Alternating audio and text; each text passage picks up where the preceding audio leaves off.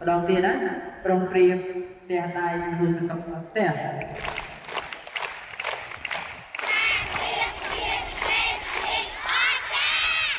và nắng mặt sòng là ngọt trà đó và vui vuiហើយយើងស្រែកទៅស្រោមគ្នាលឺខ្លាំងដងប្រយ័ត្នជួយសំពះ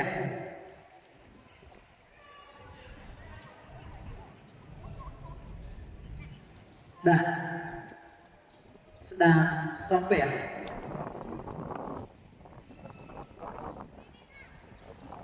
ដាក់